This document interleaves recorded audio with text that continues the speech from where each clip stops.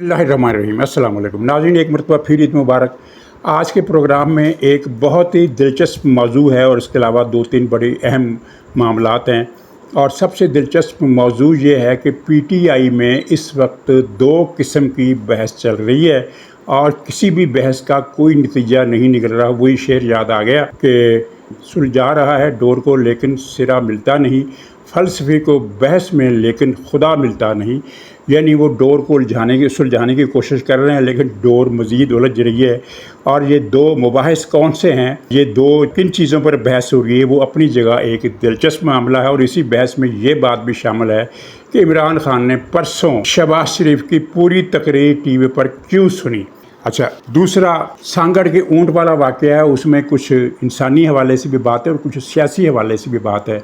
वो ऊँट की टांग काटने का दर्दनाक और शर्मनाक वाक़या पेश आया और उस बेज़बान की जो वीडियो आपने देखी कि जिस तरह वो दर्द व करब से चिल्ला रहा है, तो उसको देखकर पूरे मुल्क में उन दरिंदा सिफत लोगों के लिए बद्दुआएं निकली। तो ये जुल्म हमारे माशरे में होता है। और ये वाक़या जो है, ये वाक़या, इस वाक़े का जो मरकज़ी मुजरम है वो शर नाम का कोई है, सिंधी वडेरा। और वडेरे तो पंजाब में भी इसी तरह के ज़ालिम होते हैं। अभी थोड़े दिन पहले, महीना भर पहले की बात है कि एक वडेरा पंजाब में उसके चौबच्चे पर, यानी वो जो ट्यूबवेल के साथ एक चौबच्चा जो हौदी बनी होती है उसमें पानी जमा होता है, तो एक बकरी का बच्चा आया और उसने उसमें से 2-3 घूंट पानी पी लिया। उस ज़मींदार ने डंडे मार मार कर उस बच्चे को, बकरी के बच्चे को मार डाला। तो ये भी एक वडेरा था। लेकिन ये वडेरा पीटीआई का एक ओहदेदार था, ज़िली तंजीम का ओहदेदार था। तो इसके साथ मुझे याद आ गया कि पीटीआई ने तशद्दुद की कितनी वारदातें की हैं, तो इस पर भी बात हो गई। और फिर ये जो जज साहब हैं, क्या नाम है इनका, मलक जो भी इसका नाम है, उस पर पीटीआई की दुम पर पाँव आया हुआ है और वो मुसलसल ये प्रोपेगेंडा कर रही है कि जनाब, एक तो प्रोपेगेंडा हुई है जिसका मैंने कल जवाब भी दिया कि ये 2 साल पहले का वाक़या है, तो अब क्यों निकला, तो इसकी हकीकत क्या है उस पर बात करेंगे। इसके अलावा कुछ और मज़ीद मालूमात भी हम इस प्रोग्राम में शामिल करेंगे। तो सारे फहरिस्त हम लेते हैं पीटीआई के अंदर बहसें क्या चल रही हैं। नाज़रीन, एक बहस तो ये चल रही है और जिसमें वो लंदन का आदर बाजा, उसने कोई एक बहस छेड़ी, और उसने नहीं छेड़ी, ये छिड़ी पहले से हुई है। उसने अपना हिस्सा डाला है ऑडियो वीडियो जारी करके। खुलासा इस बहस का ये है कि ये जो गंडापुर है ये हमारा आदमी नहीं है, ये कोर कमांडर पेशावर का टट्टू है। वैसे याद आया, लोग जानवर पालते हैं, कुत्ता पालते हैं, बिल्ली, बंदर, परिंदे और कई किस्म के जानवर पालते हैं। तो अगर किसी ने टट्टू पाल लिया तो इसमें किसी को एतराज़ नहीं होना चाहिए, अपनी अपनी पसंद है। कोर कमांडर साहब ने टट्टू पाल दिया, लेकिन ये वाज़ेह नहीं कि कोर कमांडर से क्या मुराद है। मौजूदा इस वक्त जो सिटिंग कोर कमांडर है या जो हाल ही में यहाँ से वापस गया है। बहरहाल, गंडापुर को इस वक्त टट्टू तस्वर किया जाता है जो पीटीआई की कमर में छुरे घोंप रहा है। और इस सिलसिले में कई बातें की जा रही हैं। मसलन एक बात जो सबसे ज़्यादा की जा रही है वो ये है कि जिन लोगों ने पिछली हुकूमत में, निगरान हुकूमत के दौर में पीटीआई के कारकुनों पर जुल्म किए, बकौल इनके पुलिस अफसरों ने, दूसरे लोगों ने, तो गंडापुर साहब ने बड़े ऐलान किए थे कि हम इनमें से किसी को नहीं छोड़ेंगे, सब पर केस करवाएंगे, नौकरियों से निकलवाएंगे। लेकिन वो सारे अफसर जिन्होंने पीटीआई के वर्कर पर जुल्म किए बकौल इनके, वो गंडापुर की आंखों का तारा बने हुए हैं। और फिर हाल ही में इन्होंने गंडापुर ने के 2-3 महकमों में रिटायर्ड फौजी general, major general, lieutenant general वगैरह को नौकरियां दी, उस पर भी बात है। और ये भी कहा जा रहा है कि इमरान खान की एक भी बात नहीं मानी जा रही। इमरान खान कहता है कि फ़लाँ को फ़लाँ जगह पर लगा दो, गंडापुर नहीं लगाता, और इमरान खान चुप रहता है कि अब चुप तो ज़ाहिर है उसने रहना ही है। अगर वो बयान जारी करे कि गंडापुर मेरी बात नहीं मान रहा, तो फिर पल्ले क्या रह जाता है, क्योंकि उसके बाद तो फिर गंडापुर को बरतरफ करना पड़ेगा ना। इमरान खान को ये बात कहने के बाद गंडापुर को अपनी जगह पर रख नहीं सकता, और उसको हटाना उसके लिए 2 तरह से मुश्किल है। एक तो बदनामी बड़ी होगी कि सबसे बड़ा स्टालवार्ड जो था पख्तूनख्वा में ये था और मुराद सईद थे, तो जब सबसे बड़ा भी टट्टू निकला तो फिर पीटीआई के पल्ले क्या रह गया। और दूसरी बात है कि इसमें कुछ और मुश्किलात भी हैं। पीटीआई के अंदर धड़ेबंदियाँ जिनकी कहानी अलग से लंबी है। तो अब गंडापुर का करना क्या है, ये पीटीआई में किसी को समझ में नहीं आ रहा। ना इमरान खान को समझ में आ रहा है, ना पीटीआई पख्तूनख्वा को समझ में आ रहा है।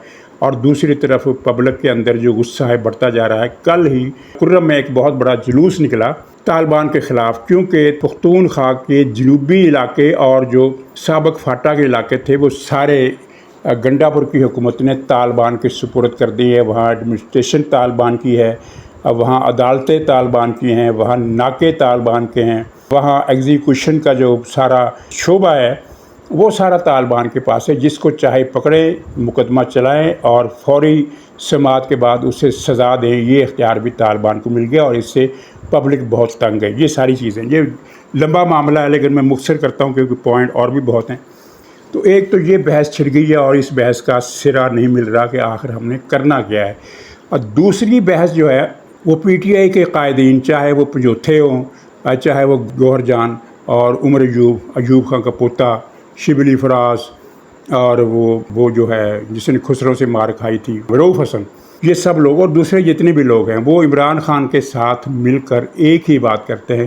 یعنی پیرایا الگ الگ ہوتا ہے، مضمون کا کنٹینٹ الگ الگ ہوتا ہے، لیکن تھیم ایک ہی ہوتی ہے۔ اور اس تھیم کا خلاصہ یہ ہے کہ خان صاحب، لوگ باہر نہیں نکل رہے اور وقت ہمارے ہاتھ سے نکل رہا ہے۔ یہ انہوں نے خان کو باقاعدہ بتا دیا ہے کہ وقت ہمارے ہاتھ سے نکل رہا ہے۔ اس کی میں نے تفصیل بتائی تھی کہ اسی ہفتے عمران خان نے 2 کالیں دی تھی، ایک اوورسیز کے لیے، ایک پاکستان کے لیے، وہ بھی اٹر فلاپ، یہ بھی اٹر فلاپ، نہ کوئی باہر نکلا نہ کوئی اندر نکلا۔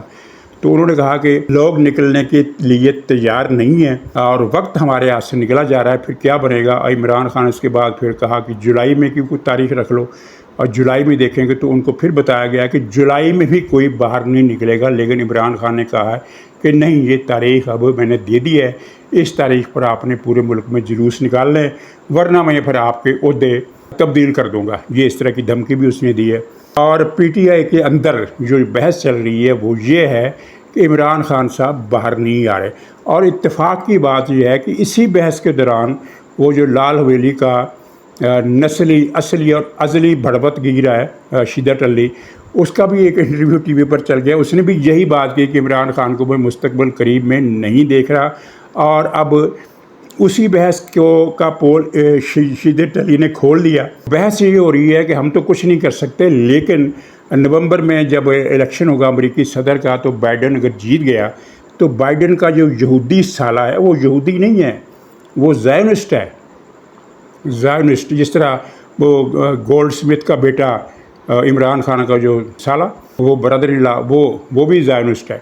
تو وہ جو سالہ صاحب ہیں، یہ شدت علی نے اپنے انٹرویو میں صاف کہا کہ وہ جو سالہ صاحب ہیں وہ شاید کچھ کریں تو کریں، یعنی کہ اندازہ کریں کہ اب ان کی آخری امید صہیونی یہودی رہ گئے ہیں، ان کے علاوہ ان کی کوئی امید کہیں سے باقی نہ رہی، نہ کوئی عالمی ادارہ، نہ امریکہ کے اندر۔ ان کا خیال ہے کہ ٹرمپ آئے گا تو سینٹ میں اور کانگریس میں یہودیوں کی سیٹیں بڑھ جائیں گی، حالانکہ ان کے الیکشن الگ سے ہونے ہوتے ہیں، ان کے الیکشن صدارتی الیکشن کے ساتھ نہیں ہوتے، لیکن بہرحال اس کا اثر پڑتا ہے۔ جب کوئی کسی پارٹی کا صدر جیت جاتا ہے تو پھر بعد ازاں جب اپنی باری پر ان اداروں کے الیکشن ہوتے ہیں تو اس پارٹی کی مقبولیت میں کے حوالے سے کچھ سیٹیں بڑھ جاتی ہیں، تو وہاں یہودیوں کی تعداد بڑھ جائے گی۔ اب پی ٹی آئی کی واحد امید یہ ہے کہ یہودی سینیٹروں کی تعداد بڑھ جائے گی، یہودی کانگریس مین کی تعداد بھی بڑھ جائے گی، تو یہ پھر ایک بڑی ہوئی تعداد جو ہے جب آواز اٹھائے گی تو پاکستان پر دباؤ ڈالے گی، پھر عمران خان رہا ہوگا۔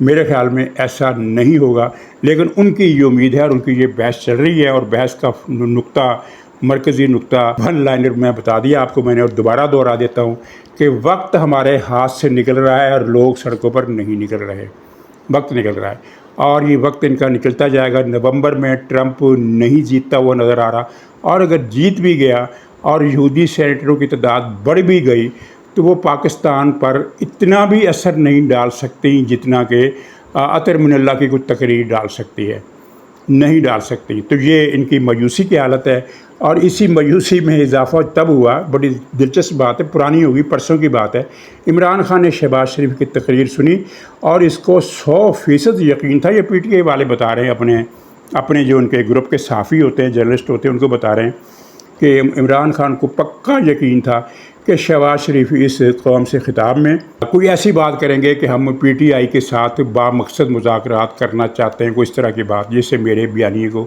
تقویت ملے اور مجھے کچھ ایک بہانہ ملے ایک مرتبہ پھر وہ گائے کی دم پکڑنے کا، لیکن شہباز شریف نے اس موضوع پر کوئی بات ہی نہیں کی، اس موضوع کو اپنی تقریر میں شامل ہی نہیں رکھا۔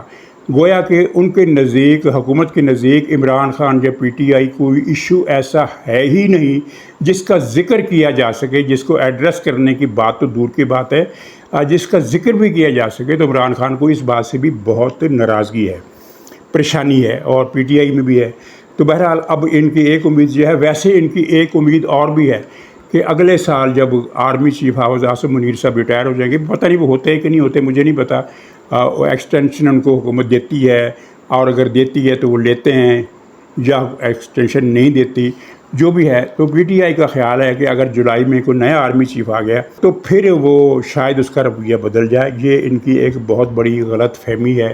اگر وہ ایسا سوچتے ہیں تو اس کی وجہ کیا ہے؟ اس کی وجہ یہ ہے کہ اس وقت یہ مسئلہ حافظ عاصم منیر کا نہیں ہے۔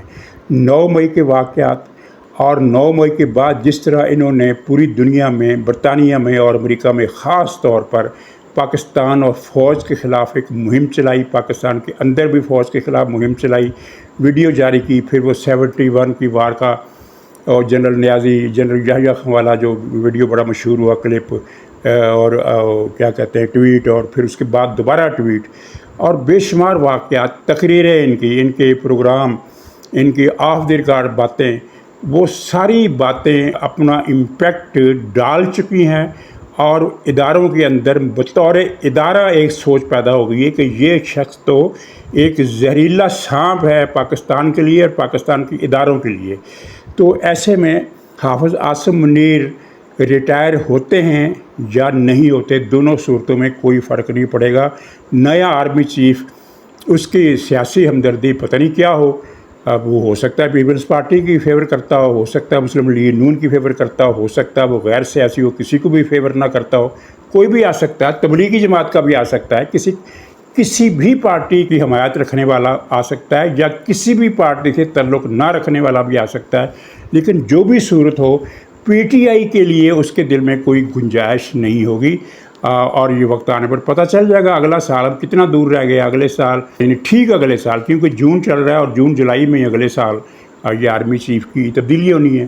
تو آپ دیکھ لیجئے گا کہ فوج بطور ادارہ اب اس بات کو سمجھ چکے ہیں کہ یہ شخص وہ نہیں ہے جس سے بارگین کیا جا سکے، جس سے معاملات طے کی جا سکے، جس سے کچھ لو اور کچھ دو والا معاملہ کیا جا سکے۔ یہ شخص تو ہے وہ کہ جس کے بارے میں حکم ہے کہ اس کو کسی حالت میں نہیں چھوڑنا، یہ وہ شخص ہے۔ یہ میں نے آپ کو بتا دیا، اور آپ دیکھ لیجئے گا۔ تو پی ٹی آئی کی اندر کی بحثیں جو چل رہی ہیں، وہ بحثیں بتا رہی ہیں کہ ان کو ہر طرف سے مایوسی ہے، اور آخری امید امریکہ کی کہ یہودی سینیٹر اور ٹرمپ کا یہودی داماد ہے، یہ ان کی آخری امید ہے۔ ناظرین، سانگڑ میں بڑا دردناک واقعہ پیش آیا، اونٹ کی ٹانگ کاٹ دی، اس کو درد سے بلبلاتے دیکھ کر ہر شخص تڑپ اٹھا۔ تو ویسے تو خیر یہ ظلم جو ہے یہ پاکستان میں ہوتا رہتا ہے، بلکہ دنیا بھر میں ایسے لوگ ہیں اذیت پرست جو جانوروں کو قتل کرتے ہیں۔ میں نے ایک ویڈیو دیکھی، اب ویڈیو بنانے والا بھی ظاہر ہے وہ کوئی درندہ صفت انسان ہوگا، کہ ایک میدان ہے، اس میں بچے کھیل رہے ہیں، اس میں ایک بلی کا ایک بچہ آ جاتا ہے جس کی عمر ہوگی کوئی 1 مہینہ 1.5 مہینہ، تو اس کا پیٹ لگا ہوا تھا اندر کی طرف، یعنی اس نے کئی دنوں سے کچھ کھایا نہیں تھا۔ اس کی ماں کسی حادثے میں، ٹریفک حادثے میں مر گئی ہوگی، یا کسی نے مار دی ہوگی، واللہ عالم۔ تو وہ بچہ ادھر کو آیا تو کچھ بچوں نے اسے پچکارا ہاتھ یوں بڑھا کر، تو بلی کے بچے نے یہی سمجھا کہ یہ مجھے کچھ کھانے کو دیں گے، وہ لپک کر آیا، اور جیسے وہ لپک کر آیا، انہوں نے مٹی کے تیل کی بوتل جو وہ پہلے سے لے کر آئے ہوئے تھے اس پر چھڑکی اور اسے آگ لگا دی، اور وہ بچہ چیختا تڑپتا بھاگا، دور چلا گیا، وہاں جا کر مر گیا کئی تڑپنے کے بعد۔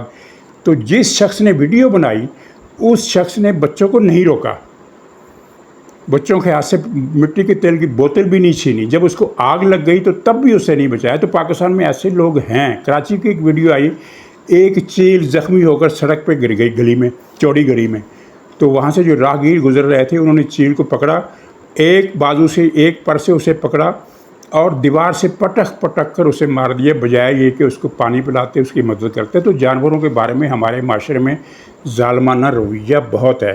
الیکشن میں یہ رویہ ہم دیکھتے ہیں کہ جب مخالفوں کے نام کتوں اور گدھوں پر لکھ کر ان کے گلے میں تختی ڈال کر ان کو لاٹھیوں سے مارتے ہیں، یعنی جس کا نام لکھا ہوا ہے جیسے ہم اس کو مار رہے ہیں، اور بٹ کون رہا ہوتا ہے؟ ایک بے زبان جانور۔ بہت زیادہ واقعات ہوئے ہیں۔ تو یہاں میں جو لنک کر رہا ہوں، ویسے وہ بڑی اچھی بات ہے کہ سندھ گورنمنٹ نے اس کا علاج کرایا، اور کل میں نے اس کی ویڈیو دیکھی، اس پر طبیعت کو سکون ہوا کہ وہ اونٹنی کا زخم کا درد بالکل ختم ہو گیا ہے، وہ بڑی خوش اور نارمل طریقے سے بیٹھی ہوئی کھانا کھا رہی ہے۔ تو یہ الگ بات ہے کہ وہ کل عید پر، آج عید پر شاید اسے قربان کر دیا جائے، کیونکہ ایک خبر کے مطابق میں نے یہ دیکھا تھا کہ وہ اونٹنی قربانی کے لیے لی گئی تھی، یہ لیکن یہ ایک خبر میں تھا، باقی خبروں میں یہ ہے کہ وہ جس کی یہ اونٹنی ہے اس نے اپنی محنت مزدوری کے لیے رکھی تھی، واللہ عالم۔ تو یہ پی ٹی آئی کا ایک ضلعی عہدیدار ہے جس نے اس اونٹنی کی ٹانگ کاٹی۔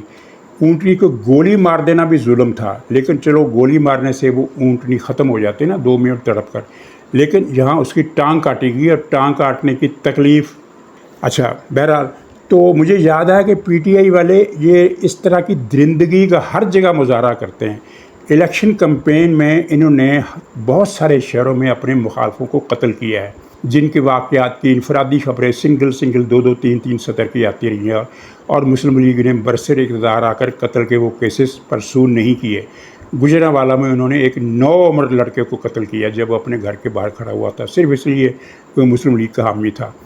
پورے پنجاب میں ہر جگہ ان کے ہاتھوں مسلم لیگ کے حامی یا ان کی اگر کوئی دوسری پارٹی کا بھی تھا، لیکن زیادہ تر مسلم لیگ نون کے حامی انہوں نے قتل کیے ہیں۔ پرتشدد رویہ ہے، اور 2014 سے ہے۔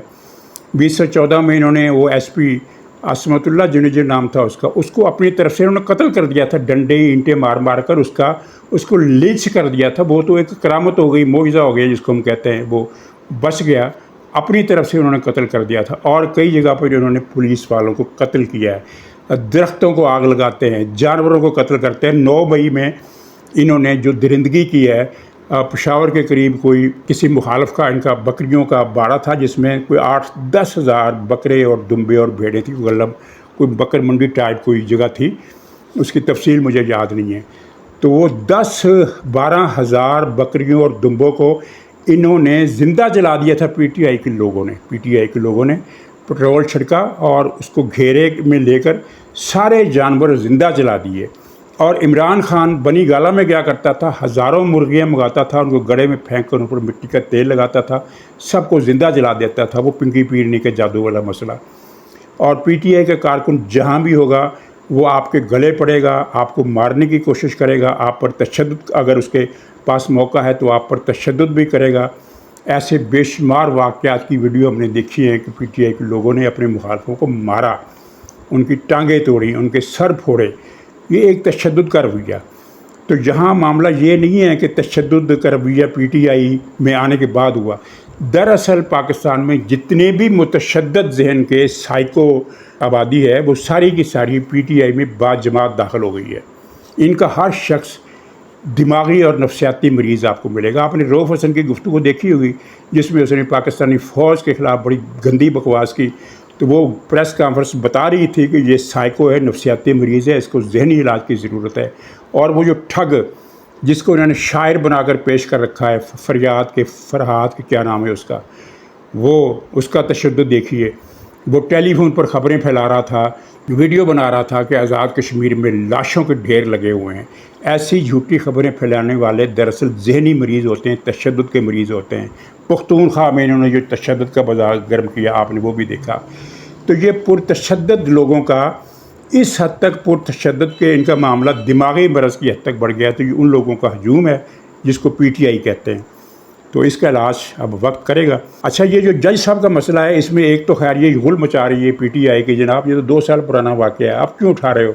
تو بھائی نواز شریف نے جو لندن کی جائیدادیں خریدی تھی 1985 میں خریدی تھی، اور 2017 میں وہ معاملہ اٹھایا گیا، یعنی کہ 15 30 اور 32 سال کے بعد وہ معاملہ اٹھایا، اور اس میں بھی ثبوت نہیں ملا، تو پھر ایک جعلی ڈکشنری نکال کر اس کے تحت سزا دی گئی۔ تو وہ 35 سال پرانا کیس نکالنا جائز ہے، اور 2 سال پرانا کیس نکالنا ناجائز ہے۔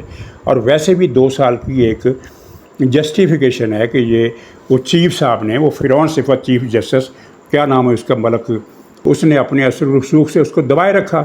اچھا، اب اس میں ترتیب کا مسئلہ دیکھیے۔ یہ پی ٹی آئی گمراہ کر دی لوگوں کو، ٹی وی پر بیٹھ کر بھی کہ دراصل چونکہ اس نے جب نعرہ حق بلند کیا تو یہ کیس نکالا گیا، حالانکہ ترتیب اس کے بالکل برعکس ہے، اس کے الٹ ہے ترتیب یہ تھی کہ جب وہ کیس سامنے آ گیا، یعنی دفن کیا ہوا کیس باہر نکل آیا، تو ان صاحب نے پھر نعرہ حق بلند کیا، نعرہ تکبیر بلند کیا، نعرہ عمران بلند کیا۔ ترتیب کو براہ کرم درست کر لیں۔ اچھا، اگر بیٹی نے 2 آدمی مارے دیے ہیں تو باپ کا کیا قصور ہے؟ باپ نے تھوڑی مارے ہیں۔ وہی باپ کا قصور یہ ہے کہ اس نے صلح نامے پر دستخط کرانے کے لیے مقتول کے بھائی کے گھر گنڈے بھیجے، کئی تھانوں کی پولیس بھیجی، DSP SHO پولیس کی گاڑیاں بھیجیں جو اس کو ڈراتی دھمکاتی رہیں، نمبر 1۔ اور نمبر 2 یہ کہ عدالت میں ریکارڈ کا ہیر پھیر کرایا، ریکارڈ بدلا، بیٹی کو بچانے کے لیے ریکارڈ بدلا، گاڑی بدل دی۔ نمبر 3 جو پولیس والے انویسٹیگیشن کے لیے ہائی کورٹ آئے ان کو اس نے گرفتار کرا دیا۔ تو باپ پر کارروائی اس لیے نہیں ہوگی کہ اس کی بیٹی نے 2 بندے مارے ہیں، باپ کے خلاف کارروائی اس لیے ہونی ہے کہ اس نے اس قتل کو چھپانے کے لیے اپنے عہدے کا ناجائز استعمال کیا، غنڈہ گردی کی اور وہ دہشت گردی کی، لوگوں کو ڈرایا دھمکایا، پولیس فورس کا استعمال کیا، وغیرہ وغیرہ۔ تو اب یہ ایک اس کے خلاف ریفرنس سپریم جوڈیشل کونسل میں دائر ہو چکا ہے، اور ایک اس کے کیس کی سماعت ہے، شاید اسلام آباد ہائی کورٹ میں وہ کیس لگ گیا ہے، وہ شاید 24 جون کو اس کی سماعت ہونی ہے۔ دیکھیے کیا ہوتا ہے، لیکن جو بھی ہوتا ہے یہ ایک عبرت ناک منظر ہوگا۔ اب کچھ لوگ تو یہ بتا رہے ہیں کہ یہ جسٹس شیخ صاحب ہیں، یہ استعفیٰ دے جائیں گے، واللہ عالم، دیکھتے ہیں کہ کیا ہوتا ہے۔ تو ناظرین اجازت دیجیے، انشاءاللہ اگلے بلاگ میں پھر ملاقات ہوگی، تب تک کے لیے خدا حافظ۔